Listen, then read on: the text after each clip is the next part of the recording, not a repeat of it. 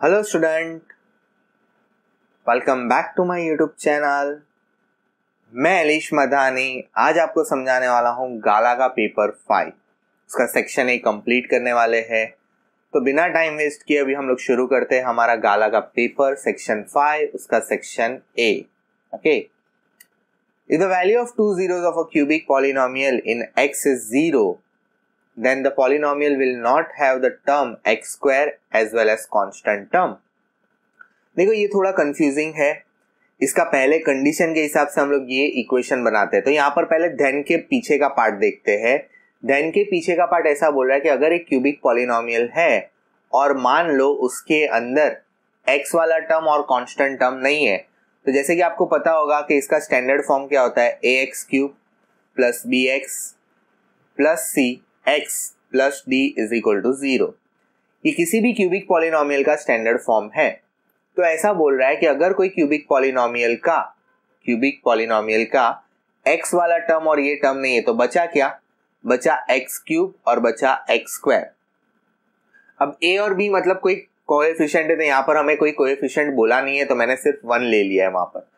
तो वो लोग फिर ऐसा बोल रहे हैं कि अगर ऐसी कंडीशन में होगा तो उसका आंसर 0 आना चाहिए। देखो मैंने क्वेश्चन को बदल दिया है, धन बाद में लिया है और ये पहले।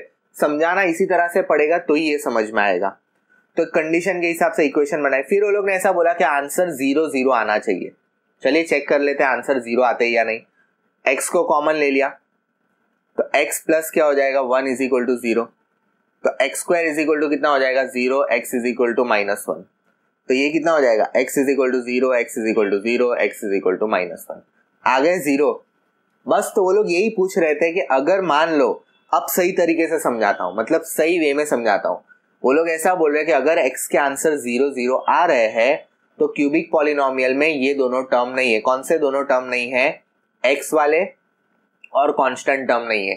तो हमें आंसर 0 0 आए तभी हमारा जो क्वेश्चन था उसके अंदर ये दोनों टर्म क्या थे, नहीं थे। तो बस, तो इसका मतलब इसका आंसर क्या आ जाएगा, इसका आंसर आ जाएगा ट्रू, है ना। हमारा आंसर भी आ गया, जो कंडीशन बोली थी उससे सेटिस्फाई भी हो गया। तो ये आ गया हमारा फर्स्ट। अब चलते हैं हमारे सेकेंड सम के ऊपर। If the discriminant of the equation x square minus 5x plus k is equal to 0 is 49, then k is equal to dash. तो देखो यहाँ पर हम लोग को क्या बोला है, x square minus 5x plus k, then k is equal to what 6, और d इज इक्वल टू हमें दिया है 49। तो हमें चेक करना है कि k का आंसर 6 आता है या नहीं। चेक कर लेते हैं। So d is equal to b square minus 4ac। यहाँ पर d कितना है 49, b कितना है, b है -5 स्क्वायर माइनस 4, a कितना है, a है 1 और c कितना है k। सो 49 माइनस 5 का square 25 minus 4k। So 49 minus 25 that would be is equal to minus 4k. तो minus 4k would be 24. So k is equal to 24 divided by minus 4. 1 जा और 6 जा। So k is equal to कितना आ गया -6, और हमें दिया कितना है +6। तो करेक्ट हुआ नहीं बच्चा, सर ये तो गलत हुआ। तो इसका आंसर क्या आएगा, फॉल्स। राइट, आया समझ में। चलिए आगे बढ़ते हैं हमारे नेक्स्ट सम की तरफ। नेक्स्ट सम के अंदर हम लोग को क्या दिया है, the decimal expansion of 49 of 2 raised to 5 cube contain 6 digit after the decimal point. देखो यहाँ पर आप लोग को क्या बोला है, आप लोग को ये बोला है कि 49 अपॉन 2 क्यूब और 5 क्यूब है। तो यहाँ पर देखो ये 2 क्यूब 5 क्यूब जो होता है ना, तो जो पावर होता है पॉइंट के बाद उतने डिजिट होते हैं। आप लोग को वही चेक करना है कि डेसिमल पॉइंट के बाद कितने डिजिट्स है। जितना पावर उतने पॉइंट के बाद डिजिट। तो यहाँ पर तो पावर 3 है, तो इसका मतलब 6 डिजिट तो आने वाले हैं नहीं। तो इसका आंसर क्या आ जाएगा, फॉल्स। तो सर हम लोग को अगर सॉल्व करके चेक करना है तो डाउट आएगा। सॉल्व करके बता देता हूँ। देखो 49 और इसको मैं लॉज ऑफ इंडाइसिस से लिख सकता हूँ 2 into 5 3। सो 49 अपॉन कितना हो जाएगा 10 क्यूब। सो कितना हो जाएगा 49 अपॉन कितना हो जाएगा 1000। तो ये कितना आ जाएगा 0.049। पॉइंट के बाद कितने डिजिट आए, 1 2 3, पॉइंट के बाद आए 3 डिजिट और आने कितने चाहिए थे, 6 डिजिट। आना पॉसिबल ही नहीं है, आंसर क्या आएगा, फॉल्स आएगा। मतलब इसका आंसर क्या आ गया, इसका आंसर आ गया फॉल्स। एक की मिनट नेक्स्ट सम पर चलते हैं, ये जरा मैं इरेज कर दूं, लिखते जाना आप लोग साथ साथ में।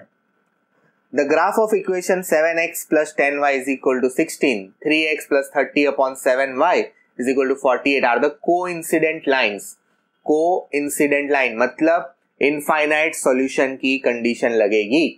अगर आपको पता नहीं है ये इनफाइनाइट सॉल्यूशंस की कंडीशंस वगैरह के बारे में, तो मेरा वीडियो है फॉर्मूला शीट के ऊपर, वो वीडियो जरूर देखना। तो देखो यहां पर ये क्या हो जाएगा, ग्राफ है 7x plus 10y is equal to 16 और दूसरा यहां पर ये फर्स्ट इक्वेशन हो जाएगी आपकी बच्चा लोग।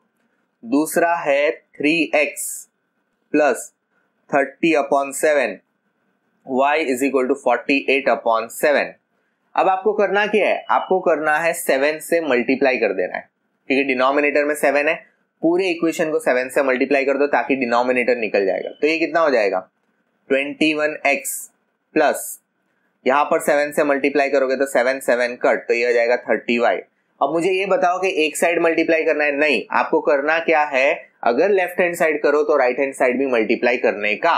तो यहां पर क्या हो जाएगा, 48 अपॉन 7 इंटू 7, 7 7 कट, तो ये कितना आ जाएगा, 21 upon x plus 30y is equal to 48। That is our equation second.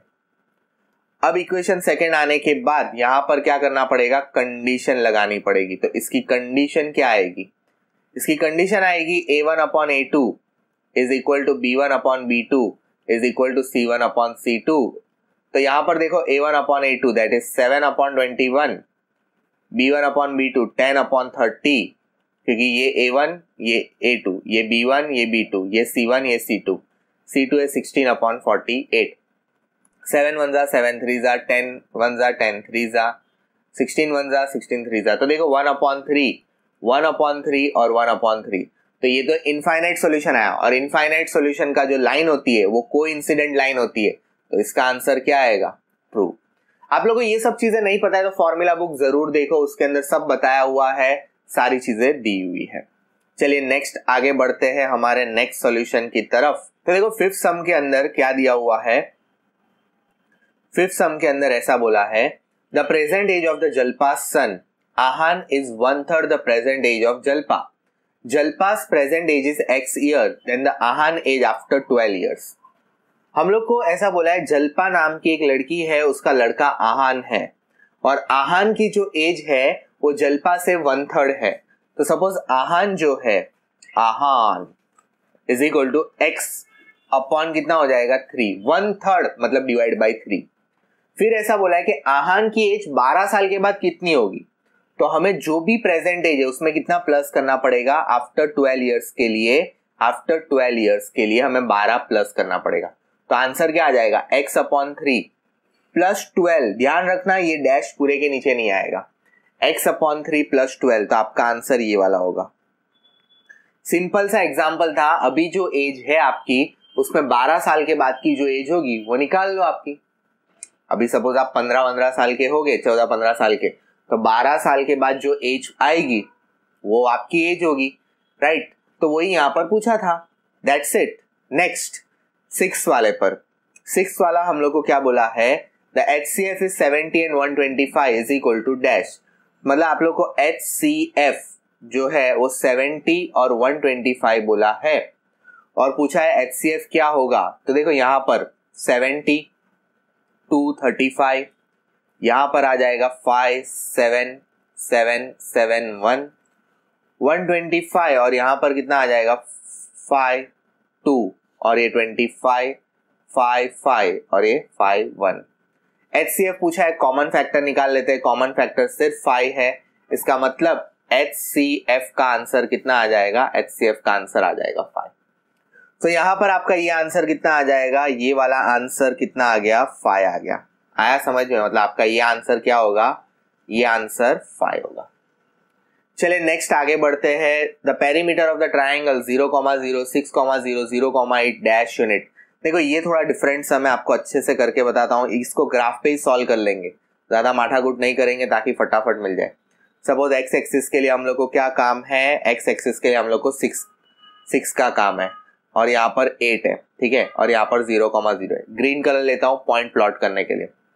पहला पॉइंट है 0,0, तो यहाँ पर आ जाएगा 0,0। दूसरा पॉइंट है 6,0, 6,0 यहाँ आ जाएगा। तीसरा पॉइंट है 0,8 यहाँ पर आ जाएगा। तीनों को अगर मैं ज्वाइन करवाता हूँ, ब्लैक कलर लेता हूँ ज्वाइन करवाने के लिए ताकि आपको भी ध्यान रहे, ठीक है। तो ये देखो ऐसे 90 डिग्री बना रहा है ट्राइंगल, राइट। तो यहाँ पर 90 डिग्री। अब देखो यहाँ से इस पॉइंट से, सपोज ये बी पॉइंट है, ये ए पॉइंट है, यहाँ से यहाँ तक का डिस्टेंस तो 8 हो गया। बी से लेकर सी तक का डिस्टेंस कितना हो गया, 6 हो गया। तो ये अब आपको क्या बोला है, perimeter. What is perimeter? Perimeter मतलब एडिशन ऑफ ऑल साइड। तो आपको यहाँ पर पाइथागोरस थ्योरम लगाना पड़ेगा। Hypotenuse square is equal to one side square plus other side square. तो दोनों साइड का स्क्वायर कर देते हैं। 6 का स्क्वायर 36, 8 का स्क्वायर 64। 36 प्लस 64 कितना हो जाएगा, 100, और 100 का रूट कितना आ जाएगा, 10। मतलब AC का आंसर कितना आ गया, AC का आंसर आ गया 10। तो अगर आप लोग इसको प्लस करोगे 10 प्लस 8 प्लस 6 तो ये कितना हो जाएगा, 24। तो आपका आंसर कितना आ जाएगा, आपका आंसर आ जाएगा 24। आया समझ में? इसका आंसर कितना है, इसका आंसर है 24। ओके, पेरीमीटर फाइंड करने बोला था इसलिए सारी साइड का प्लस करने का। चलिए नेक्स्ट आगे बढ़ते हैं हमारे नेक्स्ट सम की तरफ। नेक्स्ट सम में हम लोग को क्या दिया हुआ है, 8th वाला है कि 1/3 is one of the solution of 12x square plus kx plus 1 is equal to 0 then k is equal to dash. मतलब एक इक्वेशन है 12x square plus kx plus 1 is equal to 0, जहां पर हम लोग को k बोला है 1/3 है। तो k अगर 1/3 है तो इसका मतलब आपको क्या करना पड़ेगा, आप लोग को इसको सॉल्व करना पड़ेगा। x की जगह पर रखे, तो देखो x की जगह पर रखे सॉल्व करते हैं तो this is 1/3 square plus k 1/3 plus 1 is equal to 0। So 12, 1 का स्क्वायर कितना होगा 1, 3 का स्क्वायर कितना होगा 9 प्लस k/3। अब देखो यहाँ पर 1/1 कुछ नहीं है, तो देखो यहाँ पर 3 है तो यहाँ पर भी 3 लाने की ट्राई करते हैं, एलसीएम लेते हैं। तो सर यहाँ पर तो 9 है, एलसीएम 9 ले लो। नहीं, देखो आ गया 3 3 9, 3 4 12, तो ये आ गया 4/3 प्लस k प्लस 3 1 3। देखो इसके डिनोमिनेटर में भी 3, इसके डिनोमिनेटर में 3, इसके डिनोमिनेटर में भी 3 को कॉमन रख दिया। जैसे ही हम लोग ने 3 को कॉमन रखा तो यहाँ पर क्या हो जाएगा, यहाँ पर ये हो जाएगा 3 डिवाइड में, साइड चेंज करोगे तो मल्टीप्लाई में। 0 के साथ अगर कोई भी नंबर को मल्टीप्लाई करो आंसर क्या आता है, आंसर 0 आता है। तो यहाँ पर ये क्या हो जाएगा, यहाँ पर ये हो जाएगा 4 plus k plus 3 is equal to 0। 4 plus 3 कितना हो जाएगा 7, 7 plus k is equal to 0। तो k कितना आ जाएगा, k आ जाएगा -7। मतलब k का आंसर कितना आ गया, k का आंसर आ गया -7। तो आपका आंसर क्या आ जाएगा, आपका आंसर आ जाएगा -7। 9th सम पर आते हैं। 9th सम के अंदर क्या दिया हुआ है, the 28th term of an AP is 3,7 7,11 is dash. 28 term मतलब 20वें नंबर का टर्म पूछा है। तो देखो 20वें नंबर का टर्म लाने के लिए आप लोग कमेंट करके बताओगे कि भाई क्या आंसर क्या आता है। मैं आपको फॉर्मूला बताता हूं, an is equal to a plus n-1d। मतलब इसका आंसर आएगा an is equal to a plus n-1d। तो यहां पर आप लोग क्या रखोगे, a की जगह पर वैल्यू रखोगे और d का आंसर निकालोगे। क्या करोगे, a की जगह पर वैल्यू रखो, d की जगह पर रखो। तो जैसे कि यहाँ पर d हो जाएगा 4, डिफरेंस 4 है, n हो जाएगा 20। इसका आंसर निकाल के कमेंट बॉक्स में जरूर बताना आपका आंसर आया क्या है। ओके, नेक्स्ट आगे चलते हैं। In a triangle ABC angle B is 90, AB is to BC is 8:15, then BC is to AC find करना है। बड़ा सिंपल सम है, फटाफट इसको भी हम लोग सॉल्व कर सकते हैं। क्या करना पड़ेगा, तो देखो यहाँ पर वो फाइंड आउट करने के लिए पहले एक राइट एंगल ट्राइंगल खड़ा करना पड़ेगा। राइट एंगल ट्राइंगल होगा 90 डिग्री का, क्योंकि यहाँ पर ऑलरेडी मेंशन था। सपोज ये A है, ये B है और ये C है। B पर 90 बोला है, AB कितना है, AB है 8, BC कितना है, BC है 15। तो हमें फाइंड क्या करना है, हमें फाइंड करना है AC। अब AC फाइंड आउट करने के लिए क्या करना पड़ेगा, तो AC फाइंड आउट करने के लिए पाइथागोरस थ्योरम लगाना पड़ेगा। तो देखो AC square is equal to AB square plus क्या हो जाएगा BC स्क्वायर। AC कितना है, AC नहीं पता सर, वही तो फाइंड कर रहे हैं। अब AB कितना हो जाएगा 8 प्लस 15 स्क्वायर, तो दैट इज 64 प्लस 225, तो कितना आ जाएगा 289 AC स्क्वायर। तो AC कितना आ जाएगा अंडर रूट 289, तो AC आ जाएगा 17 सर। कोई अगर मुंह पे निकाल सकता है तो डेफिनेटली मुंह पे निकालना, बिकॉज इतना हम लोग एग्जाम में ऑब्जेक्टिव को टाइम नहीं लगाने वाले हैं। फिर करना है BC अपॉन AC, तो that is what, BC is 15 और AC कितना है 17, तो ये रहा भाई 15 अपॉन 17 आपका रेशियो। आपका आंसर कितना आ जाएगा 15:17। सो आई होप आप लोग को ये फिलिंग द ब्लैंक्स वाला पार्ट भी क्लियर हो गया होगा। चलिए आगे बढ़ते हैं हमारे वन सेंटेंस या वन वर्ड या वन नंबर की तरफ। ओके, तो यहां पर क्या बोला है, state the condition for the quadratic equation ax square plus bx plus 3 having real roots. मतलब रियल रूट्स है, real distinct root. Real distinct roots के लिए क्वाड्रेटिक इक्वेशन की कंडीशन क्या थी, तो आपको याद होगा 3 अलग अलग पार्ट है। फिर से अगर नहीं पता है तो फॉर्मूला शीट देखो यार, डिस्क्रिमिनेंट के बहुत सारी चीजें मैंने समझाई है। तो ये हो जाएगा b स्क्वायर माइनस 4ac, जहां पर ये जो होना चाहिए वो क्या होना चाहिए, ग्रेटर देन 0 होना चाहिए, right. b square minus 4ac is greater than 0, या तो फिर आप b इज ग्रेटर देन 0। आपकी बुक में गाला में 2 दिया होगा, लेकिन एग्जाम के अंदर कोई एक मतलब आपको कौन सा दिया होगा या चेक कर लेना। एग्जाम के अंदर अगर नहीं पता है तो आप लोग डिस्क्रिमिनेंट भी लिख के आओगे, बिकॉज ये भी एक डिस्क्रिमिनेंट का फॉर्म है। d इज ग्रेटर देन 0, तभी रूट्स क्या आते हैं, रियल और डिस्टिंक्ट आते हैं। In the middle of term of an finite AP with 7 terms is 21. Middle term of an finite AP is 21. Find the sum of the terms of an AP. Finite AP बोला है, पहली बार finite आया है, finite word use किया है। तो देखो हम लोग को ऐसा बोला है कि आपके पास टोटल 60 टर्म है, A1, A2, A3, A4, A5, A6 और A7। उसके अंदर से मिडल टर्म जो है वो 7 है। ये रहा मिडल टर्म भाई, मतलब आप लोग को A4 दिया है, A4 है 7 और total number of term, the middle term of a finite AP with 7 term, अच्छा सॉरी मिडल टर्म आपका 21 है, 7 नहीं है 21 है, दैट इज योर 21। और आपके पास टोटल नंबर ऑफ कितने टर्म्स है 7। अब बोला है उसका सम फाइंड करो, मतलब S7 फाइंड करना है। तो यहां ध्यान दो, आप लोगों को A4 जो है वो 21 है, तो मैं उसको ऐसे लिख सकता हूं a plus 3d is equal to 21, क्योंकि आपके पास सीक्वेंस तो नहीं है, इक्वेशन ही बनानी पड़ेगी, तो इसका जनरल फॉर्म से बना दिया, इसको छोड़ दो। अब S7 is equal to n upon 2 2a plus n minus 1d, ये फॉर्मूला लगेगा Sn का। इसका मतलब S7 is equal to 7 upon 2 2a plus n कितना है 7 माइनस 1, और यहाँ पर d भी पता नहीं है, तो S7 is equal to 7 upon 2, right, 7 upon 2, और ये हो जाएगा 2a प्लस कितना हो जाएगा 60। तो S7 is equal to 7 upon 2, यहां से आपका 2 कॉमन, तो ब्रैकेट के अंदर क्या बचेगा, ब्रैकेट के अंदर बचेगा 2 कॉमन गया, तो a प्लस कितना बचेगा 3d, 2 2 कट, तो S7 is equal to 7 a plus 3d, देखो ये रहा, let me take the another colour, a plus 3d कितना है 21। आपको समझ में आया ये इक्वेशन क्यों बनाई 21। तो S7 इज इक्वल टू 7 1 जा 7, 7 2 जा कितना हो जाएगा 14, तो S7 कितना हो जाएगा, S7 आ जाएगा 14। मीन्स आपका ये आंसर कितना आ गया, आपका आंसर आ गया 14 अपॉन 147। आया समझ में, राइट। सो आई होप आप लोगों को ये पार्ट पूरा समझ में आ रहा है। थोड़ा अलग था और फर्स्ट टाइम ऐसा सम फाइनाइट AP का आप लोग को देखने को मिला ये पेपर में। चलिए आगे चलते हैं, इसको कॉपी डाउन कर लेना। In triangle PQR angle PQ is 90, PQ is 21, find the perimeter. ये अभी जो सम आया था उसी की तरह है। अगेन ये आपको कमेंट बॉक्स में लिखना पड़ेगा, मैं आपको इसका मेथड ऑफ सॉल्विंग बता देता हूं, how you are going to solve this sum, ताकि आप लोग को इजी लगे और आप लोग आराम से इसको कर पाओ। तो देखो यहाँ पर आप लोग को एक ट्राइंगल बना लेना है 13 सम के अंदर, और क्या करोगे आप लोग यहाँ पर Q जो है वो 90 लोगे, तो P और यहाँ पर क्या हो जाएगा R। अब आप लोग को पी क्यू कितना दिया हुआ है, पी क्यू दिया हुआ है 20, क्यू आर दिया हुआ है 21।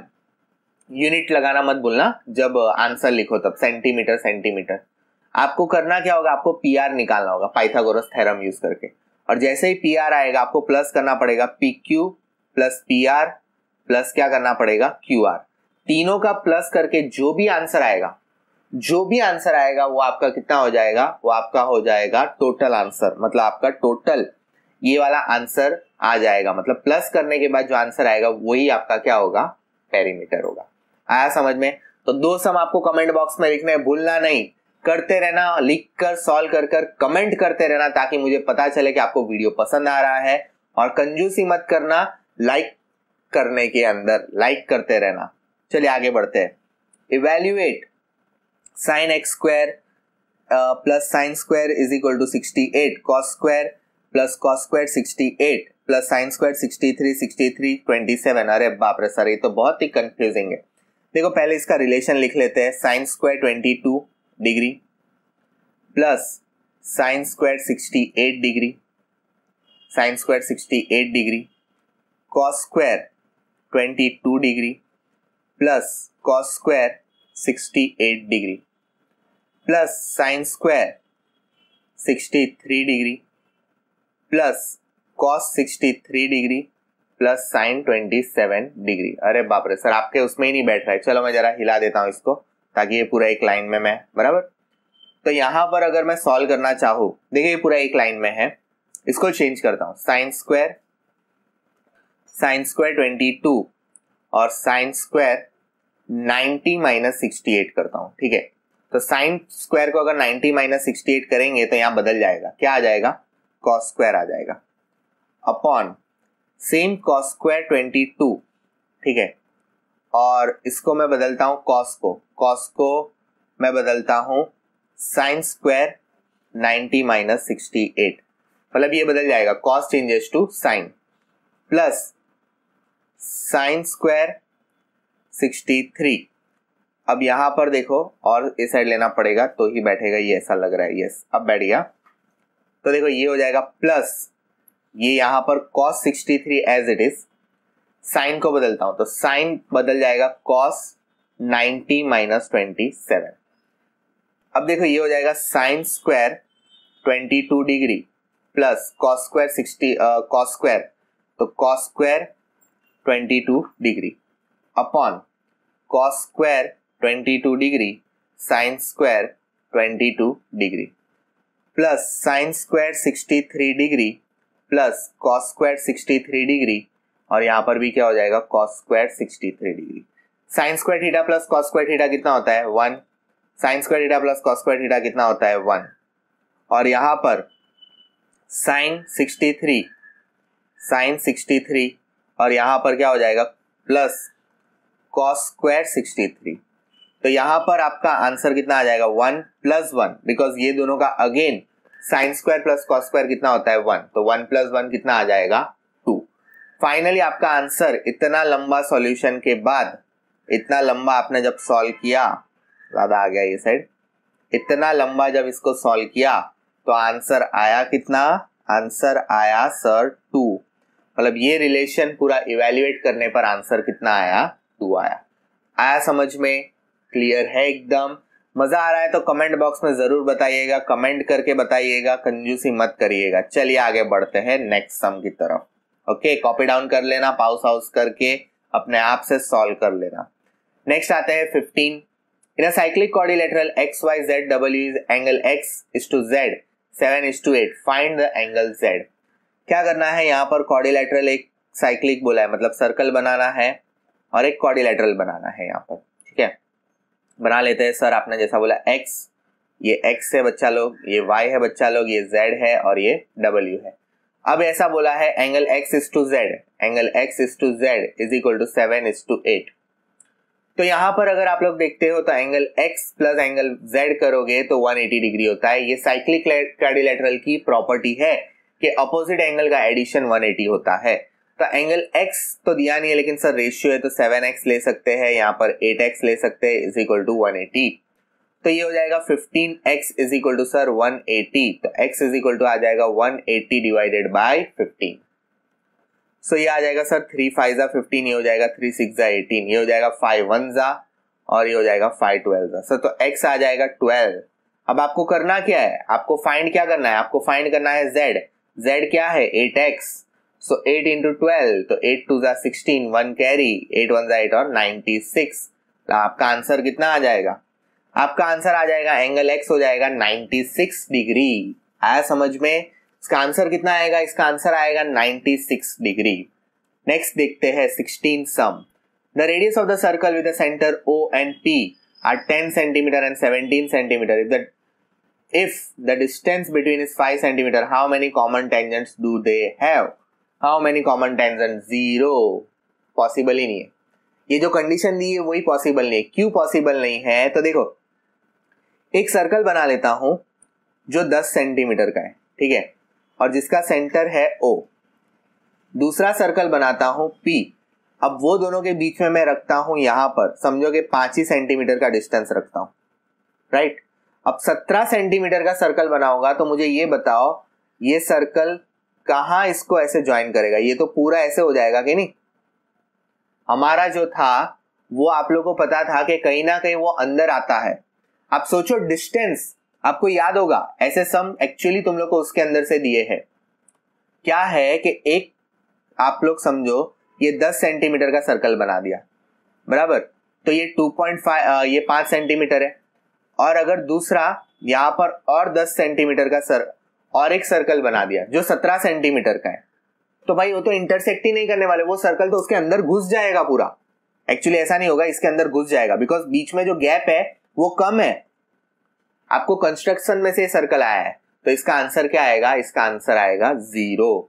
सो आई होप आप लोगों को ये वाला सम भी क्लियर होगा। आप एक बार बना के चेक करना, कंस्ट्रक्शन करके चेक करना, तो आपको आइडिया आ जाएगी ये करना कैसे है। एक बनाना 10 सेंटीमीटर का, फिर 5 सेंटीमीटर दूर 17 सेंटीमीटर का बनाना, तो एकदम खिचड़ी बन जाएगी, वो कोइंसाइड हो जाएगा। हम लोग को तो इंटरसेक्ट करवाना है, लेकिन वो कोइंसाइड एक दूसरे के ऊपर चढ़ जाएगा पूरा। ओके, सो मेरे ख्याल से ये वाला सम भी क्लियर है। अब हमारे आगे के नेक्स्ट सम की तरफ हम लोग चलते हैं। तो देखो यहाँ पर 17 सम के अंदर क्या दिया हुआ है, if the mode of frequency distribution exceeds its median by 8, then the mode exceed mean by how much? हमें यहाँ पर बोला है कि अगर mode of the frequency distribution exceeds the median, मतलब जो मीडियन है उसको z माइनस 8 से एक्सीड है, सॉरी प्लस एक्सीड्स है ज्यादा, the mode of the frequency distribution exceeds the median by 8, sorry mode यहाँ पर ज्यादा कौन है, यहाँ पर मोड ज्यादा नहीं है, यहाँ पर मीडियन ज्यादा है, मतलब मीडियन 8 से ज्यादा है। जो मोड है वो 8 ज्यादा है, किसका, मीडियन का, तो मोड मीन से कितना ज्यादा होगा, तो मोड मीन से कितना ज्यादा होगा, तो हम लोग को यहाँ पर देखो m इज इक्वल टू क्या करना पड़ेगा, z माइनस 8। अब आप लोग बोलोगे सर आपने ऐसा क्यों किया, बिकॉज आपको जो आपके पास जो रिलेशन है आपको याद होगा z is equal to 3m, ये 2 क्यों आ रहा है, 3m माइनस 2x बार, ये वाला एक रिलेशन है। तो इस रिलेशन को आपको क्या करना है, इस रिलेशन का यूज करके आपको फाइंड करना है कि मोड से मीन में, तो हम लोग को ये जो मीडियन है वो रिप्लेस कर देना पड़ेगा, बिकॉज हमको चाहिए सिर्फ 2 क्वांटिटी। कौन सी क्वांटिटी चाहिए, एक मोड चाहिए और एक मीडियन चाहिए। तो आपको दिमाग में इतना रखना है, हमको मीडियन हटाना है, तो मीडियन हटाने के लिए मुझे क्या करना पड़ेगा, यहाँ पर वैल्यू रखनी पड़ेगी z माइनस 8। आया समझ में, है ना। अब देखो z is equal to 3z minus कितना हो जाएगा 24 माइनस कितना हो जाएगा 2x बार, राइट। अब अगर आप लोग देखते हो तो z is equal to minus कितना हो जाएगा 2z is equal to minus 24, sorry यहाँ पर माइनस 2z नहीं आएगा 3z आएगा, यहाँ पर 3 कर देना, ये साइड चेंज हुई, माइनस 24 2x बार, तो ये कितना आ जाएगा minus 2z is equal to ये कितना आ जाएगा माइनस 24 और ये कितना आ जाएगा 2x बार, इसकी साइड चेंज की थी। अब इसको अगर मैं सॉल्व करता हूं तो देखो यहाँ पर माइनस 2z और ये माइनस का क्या हो जाएगा, ये हो जाएगा माइनस का एक मिनट ऐसा मत करो, -2z, यहां से 2 को -2 कॉमन लेते हैं तो ब्रैकेट में क्या बचेगा, ब्रैकेट में बचेगा x बार भी प्लस में आ जाएगा और ये भी प्लस में आ जाएगा बिकॉज माइनस के दोनों साइड -2 एक कट कर दो, दोनों साइड माइनस है प्लस कर दो, मल्टीप्लाई का डिवाइड ही होने वाला था। तो z कितना आ जाएगा, z आ जाएगा x + 12, मतलब मोड कितना ज्यादा होगा, 12 ज्यादा होगा। x + 12 है ना, मतलब उस मोड मीन से 12 क्या आने वाला है, ज्यादा आने वाला है। चलिए आगे चलते हैं नेक्स्ट सम की तरफ। The probability of month of August in any leap year having 5 Sundays. Leap year है मतलब टोटल डेज ज्यादा है, अभी यहाँ पर 7 रख देते हैं। और लीप ईयर अगर आप लोग को बोला है तो 28 बराबर 28, यहां पर आपका आंसर आएगा 3/7, क्योंकि देखो 28 इंटू 4 आपके टोटल महीने में कितने दिन होते हैं, टोटल महीने में 31 डेज होते हैं। अब उस 31 डेज के अंदर आप लोग को ये पता करना था कि भाई टोटल वो 3 दिन एक्स्ट्रा रिपीट हो गए, 31 का महीना है, ये 7 4 28 होता है, तो ये तो कंप्लीट हो गया, पूरा महीना कंप्लीट हो गया 28, लेकिन 3 दिन एक्स्ट्रा निकलते हैं, तो 3 दिन एक्स्ट्रा निकलते हैं मतलब चांसेस है कि 5 संडेज आ सकते हैं, इसलिए इसका आंसर कितना आएगा, इसका आंसर आ जाएगा 3/7। नेक्स्ट देखो sine square plus cos square, इसी को भी यहां पर ही हम लोग स्क्रीन पर बता सकते हैं, यहां जगह कर देता हूं मैं। साइन स्क्वायर, तो इसको देखो sine square 29 plus cos square, इसको साइन को बदलता हूं 90 माइनस थीटा, तो कॉस स्क्वायर, और 61 मतलब 90 माइनस 61 कैसे बदल रहा हूं, 90 माइनस थीटा से, तो 61 29, तो 90 sine square minus cos square कितना आ जाएगा 1, sine square minus cos square कितना आ गया 1 आ गया। आया समझ में। अब अगर हम लोग आगे चलते हैं नेक्स्ट 20 वाले सम पर। सो 20 वाले सम के अंदर क्या दिया हुआ है, it is proposed to build a single circular park equal in area, the sum of the areas of a 2 circular park of diameter is 20, 16 and 20 then the radius of the new park is dash. It is proposed to build a new park equal to the area, ठीक है, area equal दिया है, तो suppose जो park बनाना है उसका radius r² लेते हैं और 2 सर्कुलर पार्क को ज्वाइन करके बनाना है, तो उसको हम लोग लेते हैं r1² प्लस r2², मतलब 2 छोटे छोटे पार्क थे उसको बड़ा पार्क बनाना है ज्वाइन करके, ठीक है। तो हम लोग को बोला है कि उसका न्यू पार्क का एरिया मतलब न्यू पार्क का रेडियस कितना होगा वो बताओ। तो भाई पाई r² तो मैं ले चुका हूं, तो यहां से मैं देखता हूं पाई कॉमन रखता हूं।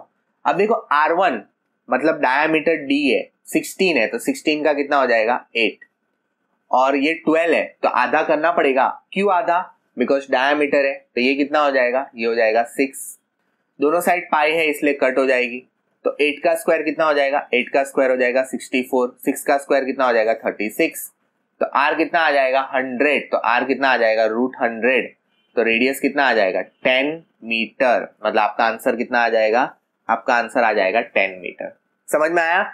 2 छोटे पार्क बड़ा करना था, वो लोग का एरिया इक्वल बनाना था, तो इसलिए हम लोग ने इस तरह से इसको सॉल्व कर सकते हैं। ओके चलिए आगे बढ़ते हैं नेक्स्ट हमारे नेक्स्ट सम की तरफ। ओके तो 21 सम के अंदर हम लोग को क्या दिया हुआ है, 2 metallic sphere of radius 9 cm, 10 cm are melted and recasted into the new sphere. Okay, if one of the new sphere is 12 और another new sphere is dash cm, मतलब यहाँ पर देखो एक स्पीयर नहीं बना है, यहाँ पर क्या किया है, यहाँ पर आप लोग को 2 स्पीयर बनाया है।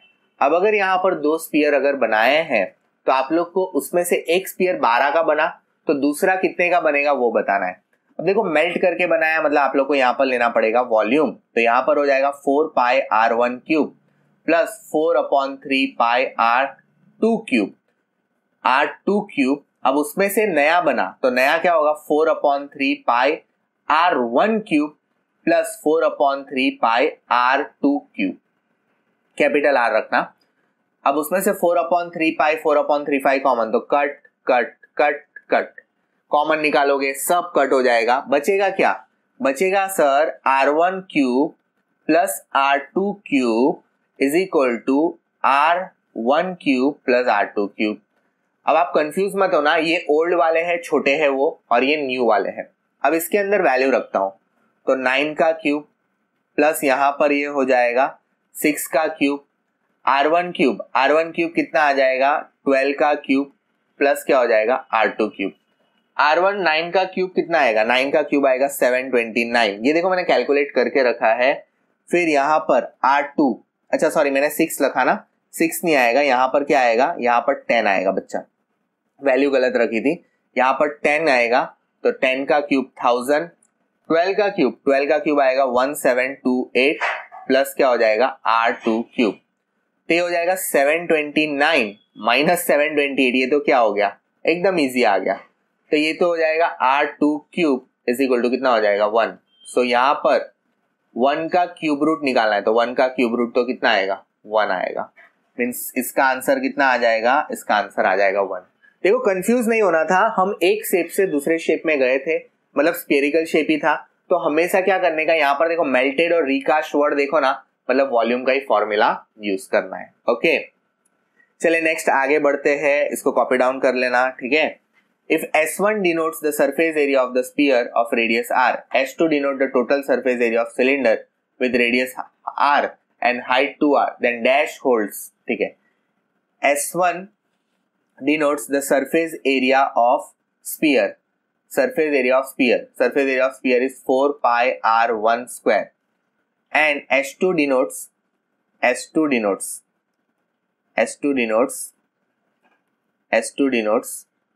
total surface area of sphere, cylinder मतलब 2 pi r h plus r। तो हमें ये बताना है इसमें से ज्यादा कौन है, तो देखो यहाँ पर थोड़ा सॉल्यूशन लेते हैं, तो 2 pi r, h की वैल्यू कितनी रखनी है 2r प्लस r, तो ये कितना हो जाएगा 2 pi r, और ये हो जाएगा ब्रैकेट के अंदर हो जाएगा 3r, तो ये कितना हो जाएगा 2 3 6 pi r स्क्वायर, 2 3 6। तो कौन सा ज्यादा है, S2 ज्यादा है, तो S2 इज ग्रेटर देन क्या आ जाएगा S1, सीधी सी बात है ना, ये वाला रेडियस ज्यादा था, S1 में यहाँ 1 मत लो, उसको जाने दो, तो ये दोनों में से बड़ा कौन है, ये दोनों में से बड़ा भाई ये है, मतलब S2 इज ग्रेटर, ये रहा देखो S2 इज ग्रेटर, मगरमच्छ का मुंह जो साइड खुला है वो साइड का ही आपका आंसर आएगा, मतलब कौन ग्रेटर था, यहाँ पर जो ग्रेटर था वो कौन था S2, ये आपका आंसर होगा। लास्ट 23 और 24 सम पर आते हैं, तो 23 सम में क्या दिया है, the 38 term of an AP, ये वाला भाई कमेंट बॉक्स में चाहिए अपने को, लास्ट 23 और 24 बार बार बोला है, हर वीडियो में बोला है कमेंट करोगे तो मेरे को पता चलेगा। तो फॉर्मूला तो ये 38 टर्म दिया है, ये वाला फॉर्मूला, और भाई इसके लिए तो फॉर्मूला कॉमन है, क्या है, z is equal to 3m minus 2x bar. तो यहाँ पर हमारा ये पूरा पेपर कंप्लीट होता है, सेक्शन ए, मतलब पूरा नहीं हुआ, सेक्शन ए होता है। नेक्स्ट वीडियो में फिर से मिलेंगे सेक्शन बी के साथ। Till there keep watching, keep sharing, thank you so much for watching.